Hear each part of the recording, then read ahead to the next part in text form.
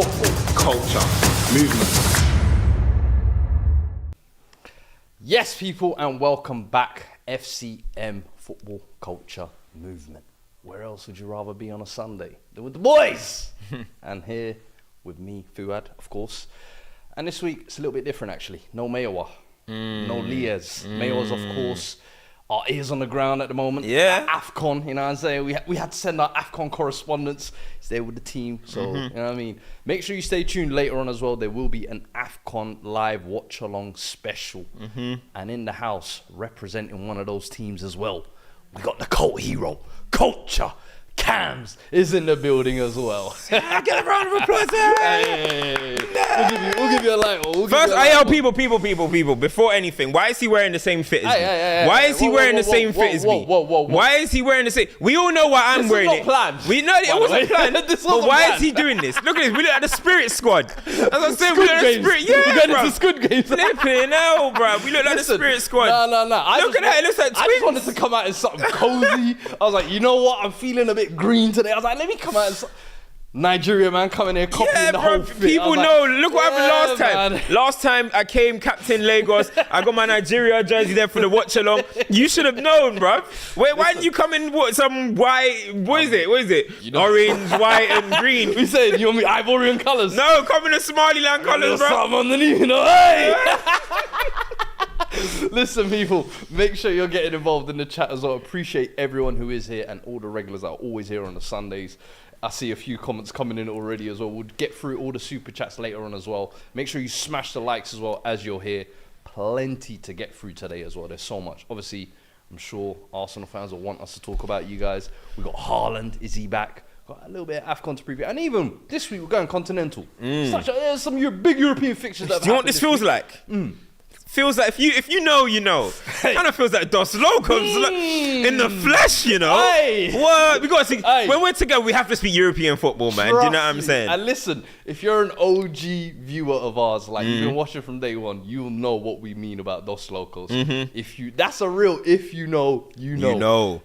Anyway, let's get on with the show. Where else to start this week than North London, of course. Tottenham Hotspur, last minute dagger. Yeah. Hey, what, no? We ain't even touching on that shit. Wait, we ain't even touching on that Fugazi game, man. You know what I'm saying? No. Let's be real. Arsenal 6-0 versus West Ham at the London Stadium. And I don't know whether I should get the ball rolling here or whether you should get the ball rolling here, but talk to me, bro, because this is, honestly, as a Spurs fan, you know, regularly, we turn up to hate watch. This was not the one for us, bro. This was an annihilation. This was a battering. Bro, this was a pasting. There's so many adjectives you can use to describe this, but this was one of the most disgraceful home performances I've seen from West Ham. But before we even get to kind of West Ham, I feel like Arsenal definitely deserve their dues, and we can't talk about this game without talking about Declan Rice. I feel like that is kind of almost a perfect place to start this year. 2 assists for the first 3 goals, was it? This is his kind of the Declan Rice derby, and he was what a masterclass, bro. 2 assists, a goal, the way he kind of ran the show from midfield. Odegaard had 2 assists, Saka popping up with 2 goals, well, penalty. The second one was crazy as well, but today felt like everybody ate, except obviously one brother on the left. We don't talk too much because we're keeping it positive today. I'm keeping it positive. But it seemed like even the defense got their bits. Gabriel, Saliba, Ben White got an assist. Bro, everybody feasted today. Talk to me, obviously. I know you have a little bit of a spot for West Ham every now and then. Some of the players, man. You do like some of their players. But my boys out there. Home today, missing Paqueta. Is that an excuse for that type of performance? Absolutely not. Absolutely not, bro. Listen, the game in the beginning was pretty decent. You know what I mean? It was a pretty decent. And then as soon as Arsenal scored the first goal, everything just caved in, bro. And that was embarrassing in the end from West Ham. But as I'm saying, with Arsenal, it was The set piece thing, they are absolute monsters from set pieces. And it's crazy because you never used to associate Arsenal with being a set piece dominant team. Yeah. And I don't know if they got a new set piece coach. People can probably tell me in the comments. But ever since I'll say since last season, and especially this season, Arsenal have just been weapons, absolute weapons. And when you're talking about Saliba, you're talking about Gabriel especially, he scores a lot of goals. As a centre-half, he scores a lot of goals in the back. But, you know, myself included, when Arsenal ain't scoring the open play goals, I was saying, is this set piece, can they rely on these set pieces? Yeah. Can they rely on it? And so far they're showing, yeah, they can. Do you know what I mean? Because what they're doing now, well, in this game, is the set pieces broke down the low block, broke down the kind of defensive performance from West Ham. Yeah. And then you start to come out and stuff, and then Arsenal will score goals that way. So if Arsenal can keep being this strong, which they've shown they will, in set pieces, they've always got a chance in games, bro. Set pieces is the ultimate kind of, what's the word? Like relief. I feel like over the past, I don't know, few years or so, it's been like a slept-on weapon, and only some teams fully utilize it. And I feel like Arsenal have almost woken up to it. I think for me, the even more surprising thing about it is Declan Rice being on the set pieces, bro. Because at the start of the season, he was on the other end. He was getting in the box and trying to get on the end of it, and you're thinking using his strength, he can kind of be useful there. But him taking the set piece, and it's the quality of the delivery as well. I'm like, right, he's even evolving even more. He showed that in his little F2 thing, innit? Hey, listen. Remember his little F2 thing? He showed he's got tech, innit? He showed he's got some tech. No, but I feel like he's not the only one as well we should give credit to today as well. I feel like Saka, this was kind of one of those games where you want devastation from your wingers, but that second goal was almost like putting them to the sword. Direct. I know what I'm good at, and I see two defenders here. I'm slicing through you, man. And then no messing. He had to take that, because if you think about it, in the first half, he missed two glaring opportunities, and it was looking like, it could be one of them games. But then the penalty came, and then you could see it kind of relaxed him. It's not like he was having a bad performance before that anyway. He just missed the two chances. But once he got that the penalty, which he's been showing this season, he'll bag his pens. Yeah. Obviously, everyone's talking about the hoodoo of last season. It's not the same situation. It's not the clutch time or anything like that. But it was good for him to score that pen. And then if you look in the second half, bro, when you're talking about his goal, I think that's just one of them ones where you're just flexing. Now, what was that? To make it 5-0? It was that was to make it 5-0. It's just flexing, you know what I mean? And even with Declan Rice scoring the screamer as well. But it's the thing that's most impressive. Forget about set pieces, forget about the individuals, which we'll get into individuals, but it's the fact that it's the control that Arsenal are showing in this game. Odegaard, Declan Rice, from Ben White, from the centre-halves, the whole team, they control the game. Yeah. And that's what Arsenal have done really well this season. Even in terms of the offensive play hasn't been to what people will say for the majority of the season. But now maybe it's starting to creep in again. I was going to say, it's the control. They limit you, bro. And do you know what? They don't just limit you by being excellent defensively with Saliba, Gabriel, and Declan Rice, which we know. They dominate the game on the ball. They limit teams to two chances, to two shots, 3 shots. If you're going to do that and have only one shot on target, the chances are Arsenal are going to win the game. And when I look at like a United, for example, it's the complete opposite. You know what I mean? Arsenal will suffocate the game, dominate the game, similar to Pep and City. You don't always have to see them getting in rugged battles and defensive duels because they dominate the ball. And that's the most impressive thing for me today. Is this performance today, though, a little bit of a reflection almost of what they were almost last season in terms of really dominating games from minute 1 to the end? Loads of goals, everybody contributing. It almost felt like a throwback to that because this season, everyone's been saying they've been more resilient. They've been more reliant on that kind of defense. Someone pops up in the attack here and there. But today was almost like a throwback, it felt like. And do you think that...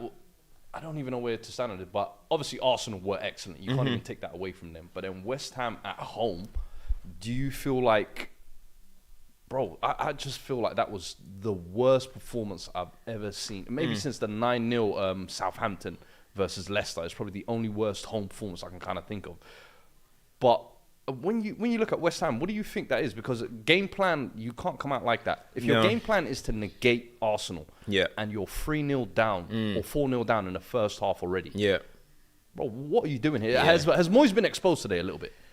I mean, obviously... Because this is what West Ham fans like Nick and that will turn around and say, this is why we want Moyes out. Because there is a Moyes out crowd in the West Ham fan base, but they always kind of get muted because of these performances from Kudus or Paqueta, and it's like, okay.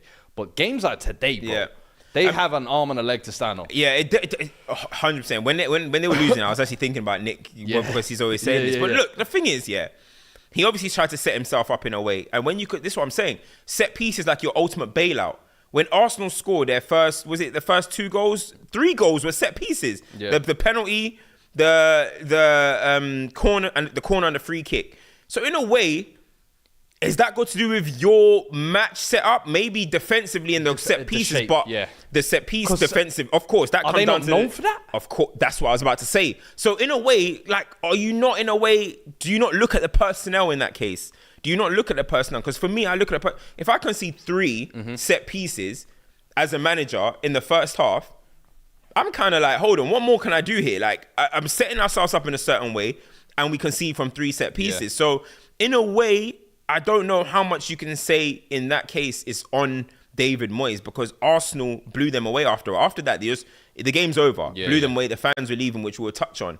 But I just think, like, if Arsenal are going to be able to be that much of a threat from set pieces, then you're kind of throwing away other teams' game plans, bro. Other teams' game plans is to nullify you, low block, stop you from scoring, and then you're going to score from a set piece. Then all of a sudden, they have to open up. But the fact that even the next 2 goals were set pieces, I think is a bit hard on them, man. Do you know why I asked that as well? Because for me, was it Ben Johnson? Was he playing left wing today?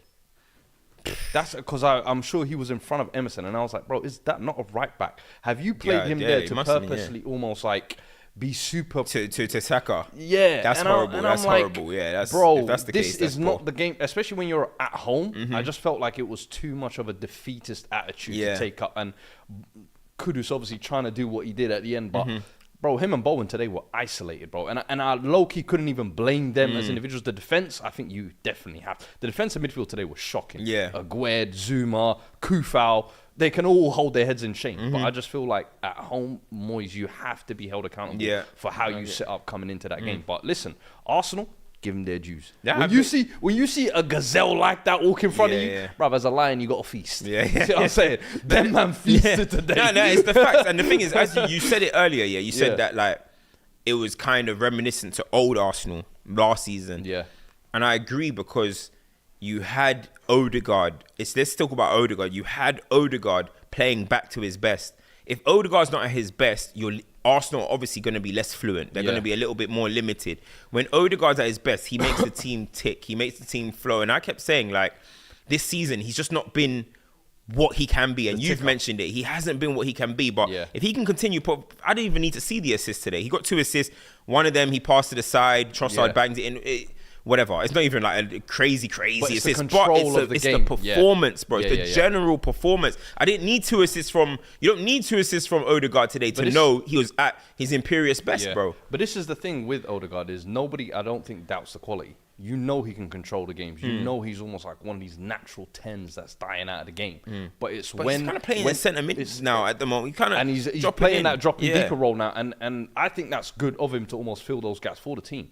But it's the games when Arsenal need him the most where you've kind of looked at him and been like, can you actually step up in those moments? Today was one of those days, bro. He actually feasted. And this is the type of game where he needs to imprint himself. Ward-Prowse, Alvarez, Suche, you man are the new hot boys on the block. Come true. Let me show you Wagwan. And too often, I think, in some of those bigger games, that's where those questions come up. But listen, it's funny because I swear Odegaard, West Ham away is like a good ground for him. Like, he performs at West Ham away. It's like, you know, some people have certain stadiums or whatever, but West Ham away, I think Odegaard's had a few good performances. I even remember one against Declan Rice, and it was probably one of Declan Rice's worst games for West Ham. Like, he was pulling him apart. So Odegaard can do this, bro, but he needs to continue doing it. But the thing is that we have to talk about is that, are Arsenal peaking at the right time? Because usually it's the other way around. Arsenal fly in, then we start saying April, we know what's going to happen. Obviously, Champions League hasn't started, and that kind of... But that mentality of win has started now, because City have won 5 or 6 in a row now already, or whatever it is. The machine is spinning. It's now start to be win. Champions League will see obviously new experience for a lot of the Arsenal players, but maybe is it the time that now they are peaking at the right time? Now they're going to start scoring a lot of goals, and maybe they can end the season strongly. And listen, that doesn't guarantee a title. as Liverpool would tell you. Liverpool win 14 in a row. City will win 18 in a row. So it doesn't guarantee a title, but are they peaking at the right time? Yeah. What do you think? Listen, it's the perfect time to hit form. And I think even like we've been saying with City, the Haaland coming back, KDB coming back. This second half of the season, post-February, is the business end of the season. This is when every league game, every drop point counts for something. For me, I've said, I think the league is a tough one. With Liverpool being back the way they are this season, City being there, I think Arsenal should just almost be happy to just be there till the end. And then if there's the opportunity there, strike. For me, I really think they should be looking at Europe. I've said this since game week 1 You said it started the till season. now. I said Arsenal need to be looking at the European landscape and seeing, right, you've got Madrid there who kind of cooking. City, can they do back-to-back? No one's ever done it. Outside of that... Real Madrid did it. Real Madrid did it. Madrid, apologies, yeah. But outside of those two, who are really the ones... That they should be feared Bayern for. Munich doing what they do. Arsenal shouldn't we'll get to them. They shouldn't be Arsenal fearful of should be Bayern Munich. frothing at the mouth at Europe and saying, you know what, there's an opportunity here, semi-finals minimum. So I think when you talk about form at the right time, that's the one where Arteta, I think, should really be like, you know what? But the thing let's is... go all in for the Champions But what League. top teams don't do... Top teams... And we see they don't, you know, you can't. fully you go for everything. Go bro. for everything what you can. But I'm saying that Champions League, there's a gap there. Yeah. I saw Napoli, AC Milan, and Inter last year. Benfica. Come on. The gap is there. So for me, performances like this should give you just that bit of juice to be like, you know what, we're hitting form at the right time. Yeah. So yeah, you say that. One other thing I wanted to touch on this game as well was half time. 4-0, obviously. Yeah. A lot of West Ham fans walking out, and this is at home. I want to get your thoughts on what you make. Are the fans right to walk out at halftime, or should they stay till the end and support their team regardless, no matter what? I'm glad they walked out. I'm glad they walked out. Okay. 4-0 down at halftime. 0 wins in 2024. Yeah. They've been supporting the players, mate. They've been supporting. At some point, if they stayed and boo and abuse, it's a problem. If they say, do you know what, I don't even need this. I live 2 miles down the road. I'm going to go home. It's a problem there too. They support the players. They'll be back next week to watch themselves lose again. Yeah. They'll be back, bro. They support them. You can't question their loyalty all of a sudden. They are loyal fans. But they are 4-0 down at home against a London rival. It's embarrassing, bro. A lot of times people say, how do you protest? How do you show your frustration? They wanted to show it that way. They're leaving. I have no issue with them leaving at 4-0. 4-0 at half time. Mate, go home, man. Go home. The players are what? If the players are not going to be serious, why should they be serious? You see, the thing is, I agree with that. And I'm of the mindset of, listen, you've paid for that ticket. You're entitled to do what you want. But is there not a part of it that, you know, what you sign up for as a fan is to support this team through thick and thin? Yeah. Even when things are going down, things are going bad, and you can see, okay, the players might not be up to it today. You as your fan, your part is to still be there and support. Yeah. Is there not a part of that? They'll be there next week. But this is the trench now. They'll be there next week. Now. Yeah, you're in the trench. They'll be there next week. I'm a season ticket holder. Yeah. I'll be there next week, bro. I paid my money. Like, why do we sometimes act like fans don't pay for these tickets? They paid. So when you're saying, oh, you have to support your players, I get, but I paid. I'm using my money. If I want to go home, I paid for this, bro. If I wanted to buy a chocolate and I didn't like it, I have a right to throw it in the bin, bro. Like, you can do what you want to do, bro. They paid for this ticket, bro. So we can't sit here and act like it's a privilege for them to be here. It's not a privilege for them to be here. No. They paid for it. You guys are losing 4-0. Absolutely shocking performance. Can't give us a win in 2024. I bet some of them fans that walked home have been to every single one of them 7 games. Probably. And then now you're going to question their loyalty because they can't bother to sit there through a 4-0. Dodge the Stratford traffic. Blackwall Tunnel traffic back home. Allow it, man. Yeah, yo, it's good if they went home, bro. Send a message. Or because if they stayed and booed, what's the difference? Okay, so if you stay and boo, is booing more support than walking home? You know what? What's more support? Stay and boo. I'm not saying stay and boo. But it is tough to support when your team is getting battered 4-0 and then score goes on to be 6-0. You play the way you do. Listen, I'm not mad at it. And in the end, it was 6-0. It's not even like when they walked away and then they got home and it was, oh shit, 4-2. They got by the time they got their connection, it was 6-0. Said, yeah, I was damn right to leave early, bro. Fuck out here. Bro, exactly, bro. 6-0, bro. Come on, man. No, I hear it. I just wanted to get your thoughts because I saw on Twitter people were going crazy like, no, you should never walk walk away. And I was like, nah, bro. If your team is disgracing you in that same manner, I'm sorry. You've paid for the ticket. You have every right to walk away. I remember people were getting onto, was it Tobes last year when he went to the Emirates, or the year before, and 3-0 by halftime, and he walked out the stadium. I was like, bro, what the hell? He's in enemy territory. He's paid an absorbent amount to come in, and you're embarrassing me like this. Yeah. Safe. I'd rather go home. Yeah. Take care of your mentals, man. Bro, but at the end of the day, like, for me, it doesn't really make a difference. Yeah. I don't think any of them players at 4-0 down looked around and said, why are the players leaving? Yeah. We need you guys. No, bruv, the game's over, sewn and done, bro. Like, you know what I mean? Like, I don't care. I don't think any of the players will particularly care either, bro. You're losing 4-0. Do you know what they want, bro? Do you know what the players want?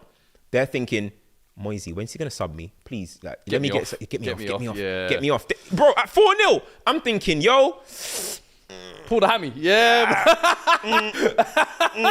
Hey, it's always one of two things. Either pull the hammy or go and get a red card. Yeah, exactly. Mine is the second one. I'm crashing on someone that gets sent off. Bro, we're going out with a bang. That's what I'm saying. It is what it is. How many times do fans have to sit there and watch players walk in? How many times are the fans the one that are pushing the players and the players are doing nothing? But now when the fans want to voice their kind of discontent, it's a big issue. I don't agree with that, Listen, we got a lot to get through anyway. Arsenal fans, I hope, you've enjoyed that segment, because, you know, they were always saying we're too negative on Arsenal. Listen, today was a big win. I feel like we deserve to kind of start off the show there. So make sure you're smashing the likes as well, everyone who is here. Appreciate everyone who's here. There's some super chats I'll read out now as well. Make sure you stay tuned for after result AFCON special watch along. We will be there. But half an hour to go. We still got a lot to get through. So let's try and rattle through this. Super chats. DOF says, Odegaard back to his best in recent weeks. Are we immune to Saka's consistency and output already? I think he got 100. I think he got his 50 goals, 50 assists. 50 goals, very productive. Very well done. He's doing his thing, and when you're playing every week in, week out, he's someone who's delivering week in, week out. So it's only right. AMT says Gabriel Magalhaes, 14 goals for Arsenal, most for a defender since September 2020. Wow. I've always said the centre back being able to score timely goals is such an underrated skill. I listed a lot of players. I don't want to go through it all again, but you look at John Terry's, you look at Vidic, you look at Van Dijk. You know what it is? Ramos. Bro, them man being able to bail you out. 7 goals a season from back there is game changers. And they tend to be like game winners. They always do. Close games where it's tight and a set piece or something like that. It will be clutch goals always as well. It's so important. It's important, man. LJ Brown sends a super chat. He says, Cams, did you see that nasty tweet by Turkish involving a 19% Nigerian, you and Tobes? Huh? I don't know. Apparently there's a tweet out there. Have a look there while I read this next one. What's he talking about? DOF says, Harry Kane, when will you score a big goal? And duddery to everyone who crowned Doku the best winger in the Premier League after one game against Bournemouth. Rise. Now, who was the one that was standing like, calm down, people? It was me. It was me. The whole, life is bad. I don't recall anyone saying he was the best winger. There was definitely new toy syndrome, but Doku was incredible. Let's not start doing this now. Yeah. Adam sends a super chat as well. He says, I'd love to see Alonso bring Wirtz to Liverpool or something. Also, speak on De Zerbi. That hipster all-out attack style away at Spurs. No, I think he was. I think he was unlucky today. Yeah. I think against you lot, he was unlucky. First half, I thought they dominated. Second half, you guys took control of the game, and you should have. And you lot should have won that game. But second half, you probably should have won the game. Yeah. But I don't think he did. I thought it was alright. To be fair, I thought the two teams were almost like the kryptonite to each other, if that makes sense. Both teams that attack well, both teams that press well, and the first half they were getting the better of us. Like they wouldn't let us come out of the back at all. Bentancur was still looking fresh from injury. Like it didn't look good. But second half, I think when we made the substitutions, I thought that's when a big difference happened. Ben Johnson and Son coming on the wing gave us a lot of pace. Basuma gave us a bit more control in midfield. Listen, Son, that's what I feel like this season he's been one of our most important players under Ange. And you almost see a sign of that when he comes back. Bro, the pace he brought when he came on, the energy he brought, the directness, I was like, yo, on the wing as well, lovely to see, man. And the way that goal was kind of built up, the counter-attack, precision, bro. And that was almost like a summary of how the whole game went. It was high press, lose the ball, counter-attack the other way, we lose it, goes up the other way. It was a mad game, Yeah, bro. It was a mad game, I can't lie. And that's why I said I was just glad to actually walk out of that one with the 3 points and just be like, you know what? Brighton's one of them teams, bro. It can go any way and it can change very quickly. So, listen, De Zerbi, you're going to have to hold that one, fella. Yeah. Let's move on, though. Yeah, let's move on to your boys. What's today, this tweet that man are talking about? I want to see what this tweet is. I don't even know. You check Turkish Twitter? Nah, I can't see nothing. No, must have been a tweet in the leak, maybe. But let's touch on your game today as well, actually. That was briefly. United 2, Villa 1. I think that's your first away win versus a top 9 side since Erik ten Hag has taken over. And Haaland continuing his little goal-scoring form. So I know that gives you a little bit of juice and excitement for the season. But talk to me, is that a big one today? Villa no easy team as well, bro. At Villa Park as well, yeah. I mean, it's a big win, very big win when you consider that Villa are the team above us, directly above us. So, yes, it's a big win. You don't want the Chelseas and the Brighton or whoever, all them teams below us. You don't want them to be like gaining ground if they win their next game and all that type of stuff. So, it's a very big win. That can't be denied. Performance, I feel like I've come here and said this all the time when we win. Performance-wise, it wasn't great. It was chaos after the goal.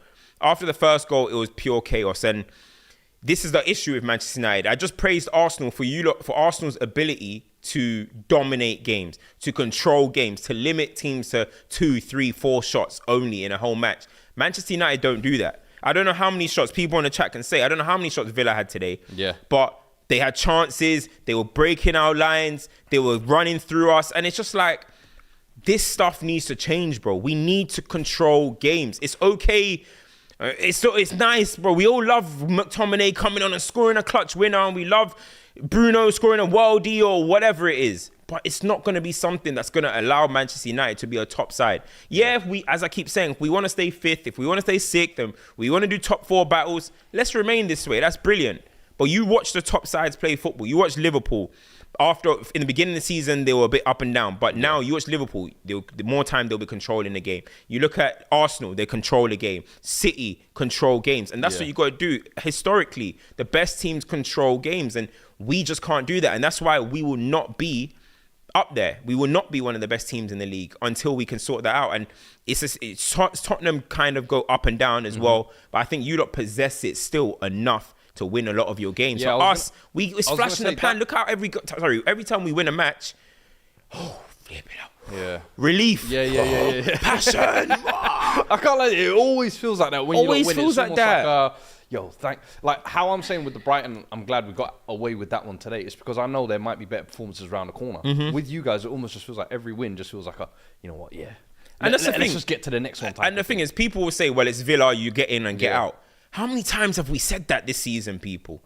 We get in, we get out. We take those. Do you know what? I take them 3 points. When are we going to just dominate a game? Is there no part of you, though, that every season we've seen the top 4 race has been like the best of the worst, almost qualifies. Like, especially this end of the season, things start to get inconsistent. Yeah. Spurs might tail off a little bit. Yeah. Villa, we can see their form is starting to tail off a little bit. Is there not a maybe where you think, you know what, maybe we can squeeze our way through that because of the guys like Kobe, Haaland catching form now. If Rashford decides to all of a sudden hit a purple patch, but you don't think maybe back there you could sneak that top 4 now? Bro, we've won 4 in a row, so it's encouraging. But at the same time, what do I always say to you? What have I said from the beginning? You win 5 games in a row in the Prem, your season looks different. Completely. You literally, all of a sudden, your season's different. Like all of a sudden, you're chasing some form of goal. So that's in there. We'll obviously be curious and have an eye on Spurs results now. But I don't think you guys are right now in that position of best of the worst. You're a good team at the moment. Yes, you concede a lot of goals. You give away a lot of chances. There's a bit of shakiness in Spurs. But at the same time, you're still a good team. You got 47 points. Arsenal have how many?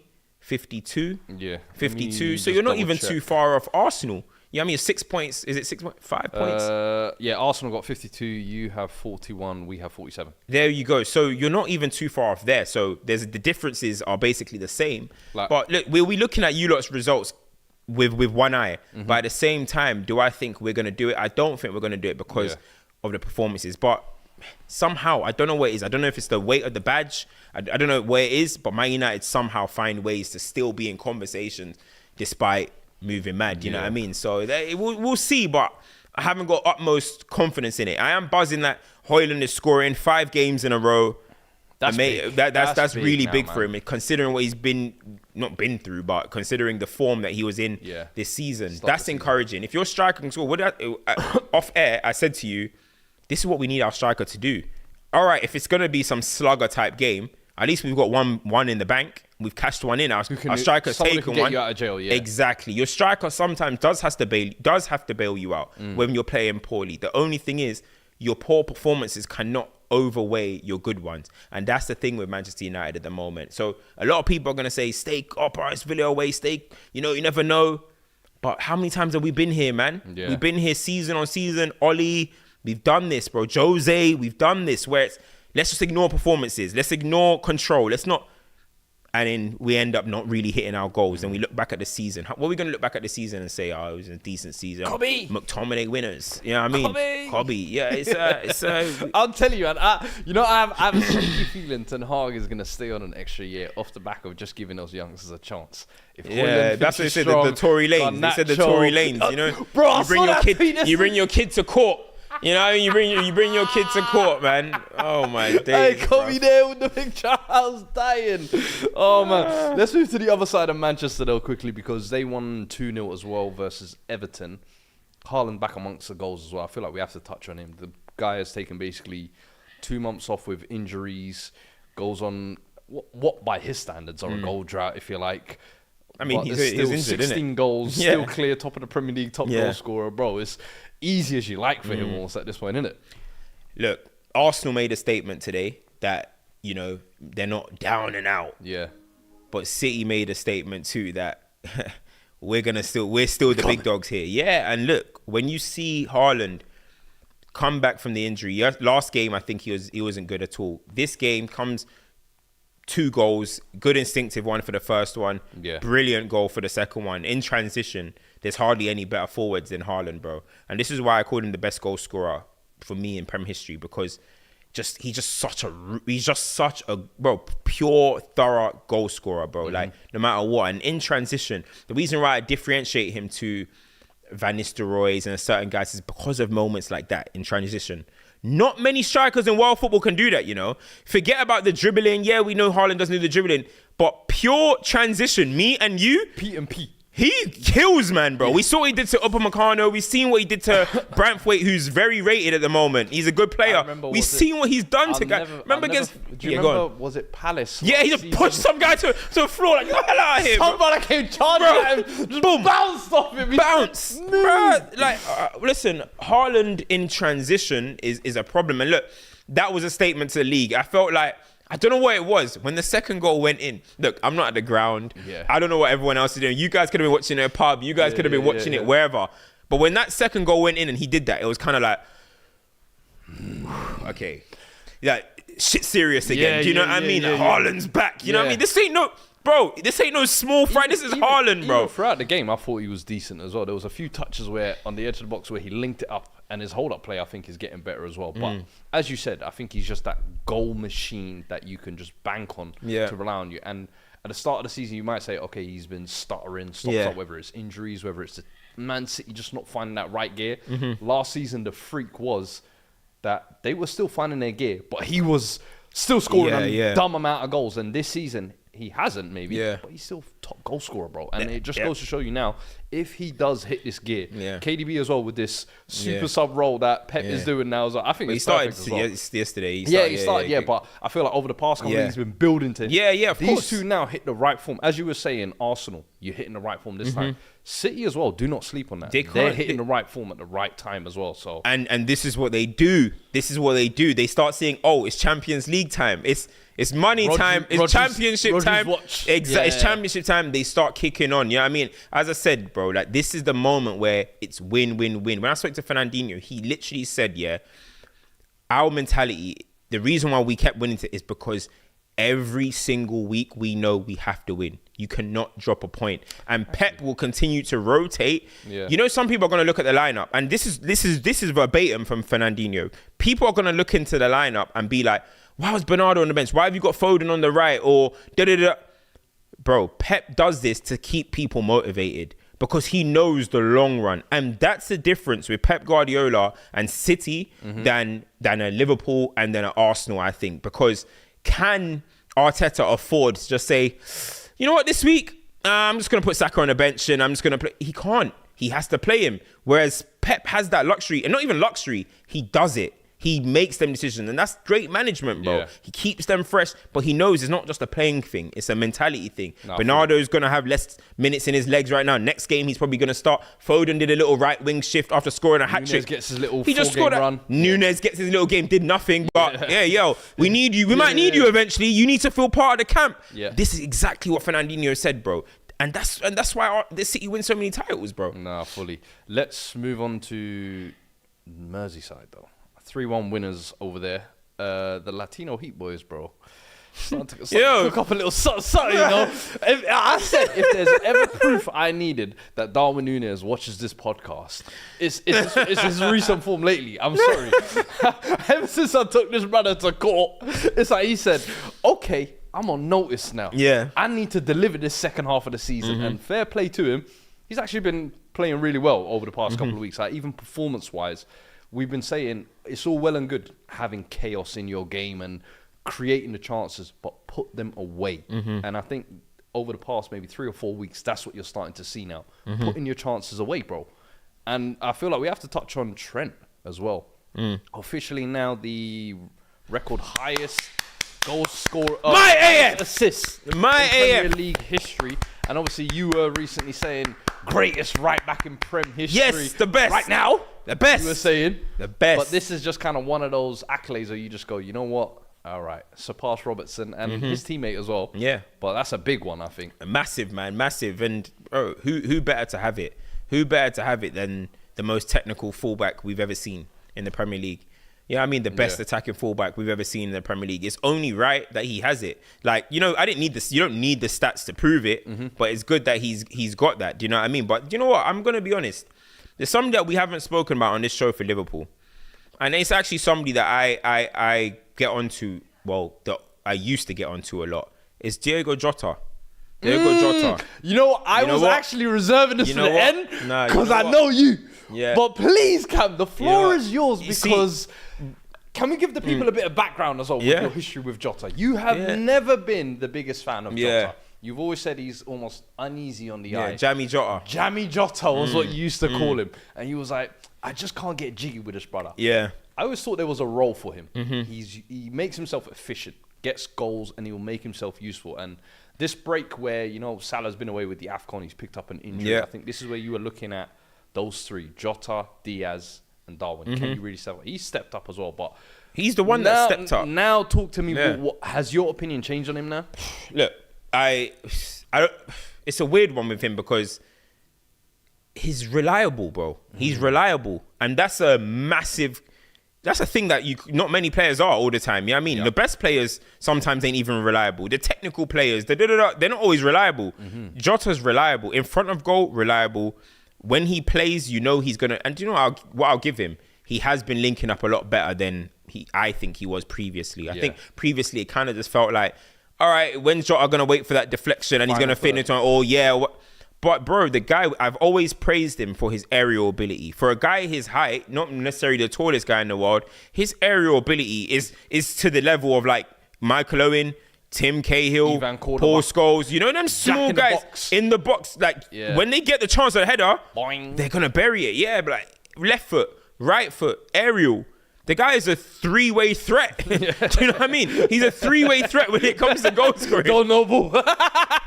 Off the left, off the right, off the dribble. He's a mid-range. He's mid-range in the paint, 3-point.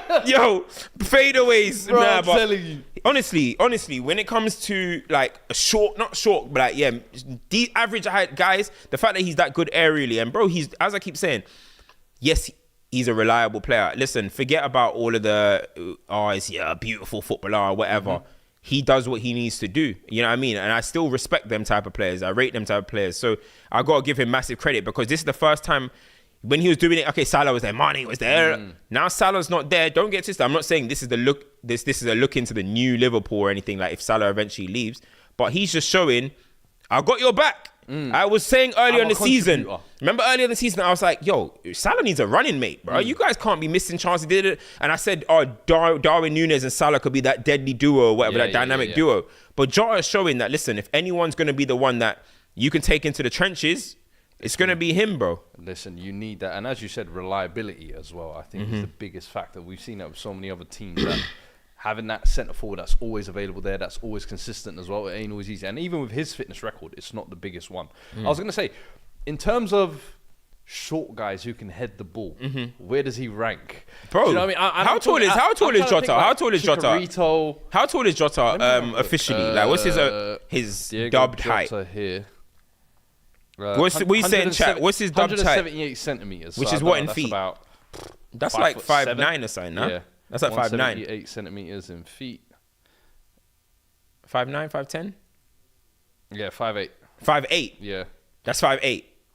Bro, why is this thing... I don't think 178 is 5'8". What's 178, people? Yes, it's people saying 5'10". 5'10", yeah, sorry, yeah, 5'10". Okay, so he's not particularly short, but he's not But neither was 6 Tim foot. Cahill. Neither was like a Chikorito. But I'm thinking like, okay, under 6 foot, best headers of the ball. He's up Where does there. he rank? Yo. Is he up there? Under 6 foot best headers, or are we talking about just offensive headers? Yeah, offensive, yeah. Not just defensive ones. Even in the chat, get involved. Actually, I'm curious. I'm putting him in the. I'm putting him with. I might put him second to Tim Cahill. I think Tim Cahill. But Michael Owen was a great header He's a over the sleeper ball. one, you know. Michael Owen was a great, and do you know Sleeper Paul Scholes was a very good header at the ball as well. That one, when you mentioned it, I was Trust like, me, huh. Paul Scholes Do I was a need good- to go back and do my research? You need to go back, bro. Paul Scholes was a good header. We're too in love with the feet. Yeah. No, he was a good header. True, Wayne Rooney was a good header AMH at the saying ball. Aguero is up there. Aguero, okay. All right, maybe I'm pushing it with the second. I need to think of that properly. That's a good question. That's a good one, though. But That's a good one. Let us know in the chat. There's names. Rooney, there's Chicharito. I think Scholes, Tim Cahill. Tim Cahill is the one. Robbie Early Keane. Premier League people. Tim Cahill in the air was cash money, bro. Falcao was Nah, a I did great do one. a lot. Not in Premier League. Oh, yeah. But for like in Porto, world football. bro. Yeah, that he brother deadly. was. I remember. I was like, you're a Falcon. Yeah. He was deadly. Man said Fellaini, get out of here, man. Alright, it's time to move on, man. But listen, that's Premier League chat done now, actually, because this week I feel like we have to touch on some of the European games. Yeah. It feels like Bundesliga title on the line, La Liga title on the line as well. But I mean, where do you want to go? Bundesliga, La Liga? Yeah, let's go Bundesliga. I feel like that was kind of the bigger one, and boy, Leverkusen 3, Bayern Munich 0, and it seems like that 10-year stranglehold that they had on that league it's about to be over, bro. Almost ended last season, by the way. Bro, Xabi Alonso. We're going to do champs and duds later, but that's my champ of the week already, bro. Unbeaten, the football he's playing, the fact that Bayern rocked up, and Bayern have been playing a back four pretty much for most of the season, and they're so fearful of you, they're trying to adapt to your tactics, and they got schooled. You know, like tactically schooled. It bro. was... And I kind of want you to talk to me about the fullbacks in particular, because they both got goals as well. Grimaldo, Frimpong. But you obviously have the AF's collective. I need to know, is today the chaining day for those two AFs right there? Because what they're doing this season, bro, the way they played yesterday as well, Grimaldo, that shot was nasty. That is nasty work. Good finish, yeah.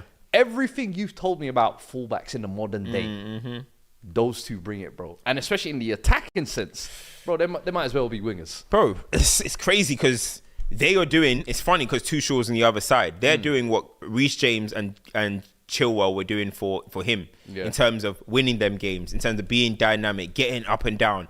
It's the way they attack as well. Them man are relentless. Them two, they walk into the game saying, we want to score. We want to score. We want to get assists. I saw Frimpong on the edge, dragging it, taking shots before he even got his goal, before he even got his moment. You look at Grimaldo, his finish. He's been excellent all season, bro. Does this guy ever score a bad goal? His collection is going to be an all-timer. Yeah. When you look back at his collection in 10 years, you're going to think he's the best left back of all time, bro. He's got Roberto Carlos type catalogue. For real. But nah, them two are just absolutely relentless. But bro, it's the way they pin you back, bro. They pin Bayern Munich back. And what I like about what Xabi Alonso did as well is just, again, dominance. What was I just saying about Arsenal, about City? dominance, bro. They dominated Bayern Munich. I haven't seen Bayern Munich like that. And listen, we ain't going to sit here and act like we watch every single game in the Bundesliga, but we keep an eye on what Bayern Munich are doing, especially that I do, especially because Harry Kane is there now, which we're going to talk about. But I've never, ever seen Bayern absolutely do nothing. Ever. Bayern get the odd 5-0 random loss every now and again, but in a big game, let's talk about a big game, they did nothing. It looked like they were playing against Man City last season or something. Passive. They did nothing. There was a moment, it got to like the 78th, 80th minute, and I'm like, Bayern haven't done a thing this match. Toothless. Dominated. Leverkusen absolutely dominated. Anyone that's watching it know exactly what we're talking about. And it's the way they nullified all of their threats. Yeah. Kane, nothing. Sane, he tried a little bit, not enough. Musiala. Because I saw Florian on the other side. I don't want it to get uncomfy. Comfortable conversation. I don't want it to get uncomfy. You see that boy Florian headed right. I need him at Old Trafford, you know. Forget Old Trafford. He's going to City. No, I need him at Old Trafford, man. That is the KDB replacement. I need him at OT. Is the truth. I remember when he got his ACL injuries. Me and Mayo were telling everyone, "Don't sell your stocks. This brother is special. Forget what Kai did at Leverkusen. This one's going to really carry the man." And the fact that now they're going to be they've always been Leverkusen. Like that, people laugh and joke about Spurs, but if you really look at Leverkusen's history, it's spooky. How many times they've come close and not won it. And the fact that now they're doing it unbeaten, the style they're doing it, the young talent that they have, Florian Wirtz being almost like the crown jewel in and amongst it all. It couldn't go any better, honestly. But I don't think we can ignore Tuchel. I'm sorry. In huge trouble. Going to a back three, playing that poor, and in your back three, the person that you bring in is Eric Dyer. The person that Spurs fans are on their knees for him to leave the football club. You bring Eric Dyer to your club when you're trying to win a trophy. Now, listen, I'm not even going to say yesterday was all Eric Dyer, right? But you don't play De Ligt, you put Dyer, and you lose 3-0. Bro, it's not looking good. It's not looking... Last season, you scraped it because Dortmund bottled it in the last game. Tuchel, it's I say Tommy Tukes. Tommy Tukes. Court. I don't know about this guy, you know. He's a bit booky, bro. I don't know about this guy. He's not knocked out of the German greatest Cup. For me. Knocked out of the German Cup, losing the Bundesliga to this Xabi Alonso side. I feel like his recruitment, he's been backed more than most Bayern managers actually have been historically as well.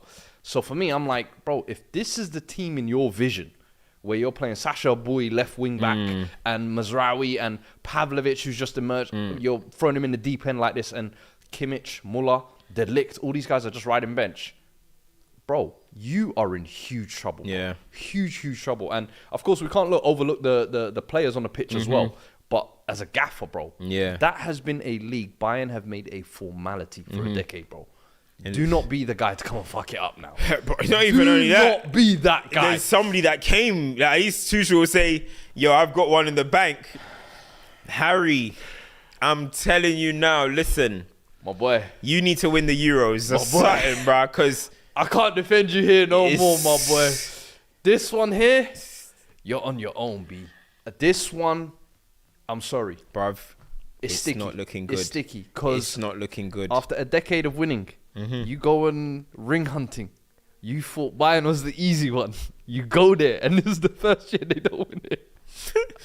No, I promise you. If I don't laugh, I will scream. Bro, I'm telling you. I'm telling you, that guy might be cursed, bro, because he's got what? He's breaking records in the Bundesliga moment. He's still not going to win a league, bro. Yo, bro, that's so classic Harry Kane, do you know what? This is the most points at this stage ever that a team in Bundesliga at second place has been. 50 points at this stage. And it has to be where Harry Kane is, bro. Like, he is just... Listen, but to be honest, people have the big game allegations against him. We saw France in the Euros. We're seeing now, bro, Kane, man. You got to shake these off. Like, you can be the elite goal scorer that you are, one of the best scorers I've ever seen. Yeah.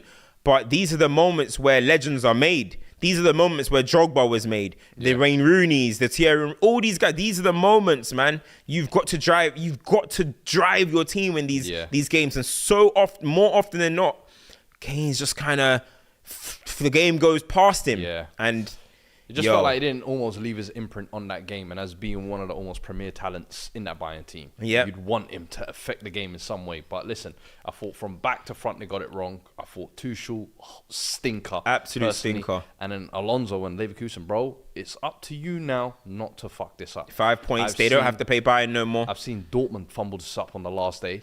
I've seen RB Leipzig hold a lead like this and fumble it. We've seen too many times over the past decade teams lie to us as citizenry. Xabi Alonso, drive this ship to the promised land now. Do not mess this up. But quickly, champs and duds as well. Let's wrap up before we do the AFCON watch along very shortly as well. Make sure you're smashing the likes as well. Over 3,000 of you in here. Big up everyone who's here. Yeah, make sure you guys are on the video. Come guys, on, hit the likes, man. 3K fight. What?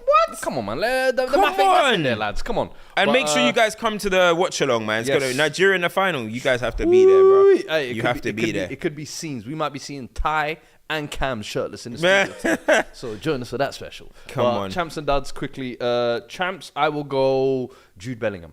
I'm going to go, I'll go Real Madrid. Yeah. Yeah. Jude Bellingham, Vinny, Real Madrid, I think. Vinny's performance. Hey, that goal? Vinny's performance. Hey. The dribble, the assist. Hey. The dribbling before the Jude goal as well. Hey. Nasty. Yeah, he's serious. Real Madrid for the next 10 years, the talent they've accumulated and Mbappe's still coming, and Mbappe tying and up his boots. and Alphonso Davies, bro, it's a problem what they're building over there, bro. I'm telling you, this is just a taster. A taster. We're getting the full load soon. Yeah. Trust me, bro. Anyway, Xabi Alonso, another champ as well. I think after that, of course, unanimous has to be duds. I will go the Bayern Munich sporting director who decided to loan out what's his name who scored for Leverkusen and didn't include the you can't play against us. Apparently that's not a rule in Germany. Nah. Loan him to another league then, bro. To another league? Yeah. Why are you loaning to your closest rivals? Please explain this to me. What, do City go loan players to Chelsea and all? Nah, bro, allow it, man. Stop that. And then also, whoever suggested this week, I know it kind of quickly got scrapped, but tried to come up with that dumb suggestion for blue cards to be introduced into the game. Whoever you are, my friend, the game is already in disarray as it is. We do not need anything else muddying these waters, please. Blue cards hype. Blue cards. Get the hell out of here, man. Ridiculous, man. Sin bin hype, man. But champs and duds, who you guys? Yeah, I've got to go. I go Real Madrid as well. Dispatch Girona, man. Like, less of that noise. You know what I mean? You guys get out of here. You know what I mean? The hipster thing. See you later. We'll get you. It was cute. We'll get you guys packing. Yeah. So I got to give that massive respect. Vinny, as you mentioned, Jude. My dud, you got to go West Ham. Absolutely embarrassing today. So I'll say they're the big duds. Yeah, I'll say West Ham are the big duds. 4-0 down at half time. That's embarrassing. So Arsenal in a way can be champs for such a performance as well. But yeah, like I would say it's those ones. If there's any in the chat that you guys think, let us. Oh, thank you very much. Okay, yeah, let me do. Okay, yeah. Douglas Luiz, choke, man, bruv. Don't ever do that again. Didn't you learn from Alan Pardew? You don't dance on us, bro. Morpay last week. About who? Morpay. All you man, bro. You guys are getting excited. Too excited. Let the ink dry, bro. You man are excited about what's all this? What's all this? McTominay said, and he celebrated past. Real men celebration. Douglas Luiz, they're gonna try to say he's real man. He never real men with behavior like that. Never. He don't qualify. He don't qualify, bro. He don't qualify. What's all that? Get out of my face. Don't do that against United, bruv. Nah, that was too funny, man. Let me read out a couple super chats before we go as well. Big up George Baldwin sends his first super chat. Fuad Kadani's Army says ETH's first win versus top 9 before Spurs win the trophy. You see I'm suing you. What is that? What did he say? Fuad Kadani's Army. He don't rock with you, bro. He don't rock with you. I'm suing him, I'm telling you. Bizarre says you will see Xabi Ball and Wirtz at Anfield soon. You hope, my friend. You hope. And Sheldon Jackson sends a final one. He says, if Leverkusen hold on and win the Bundesliga, I think it will prove that you can take Kane out of Tottenham, but you can't take the Tottenham out of Kane. Listen, appreciate everyone who's been here. How come I say Suad? 3,000 of How come I say Suad? Suad, you know? I'm suing everybody. Listen, over 3,000 of you still here. Yeah, man. Smash the likes on the way out. Make sure you join us in about 15 minutes or so. We will be kicking off the AFCON final as well. Ivory Coast at home versus Nigeria. Listen, it's going to be a big, it's time, people. Big one. You know what I'm It's saying? time. We've been keeping you covered throughout the AFCON. It's only right we deliver the final moment as well. So join Let's us go. shortly. Smash the likes on your way out. Give it a 5-star review as well. Leave your comments Let's in the comment go. section. We will see you guys next week. Full gang back. Who's in the building with us? Ty? Ty and who else? and Belgium will be Yes. here as well. So me, yeah. You got to have one enemy here. Yeah, just so well, he's Belgian Ghanaian, yeah. But a Ghanaian guy with his name Belgian. What's that all about? We'll talk to him later. We'll talk soon. What's that all about? But listen, smash the likes on your way out. We'll catch you next week. Till then, people, take care.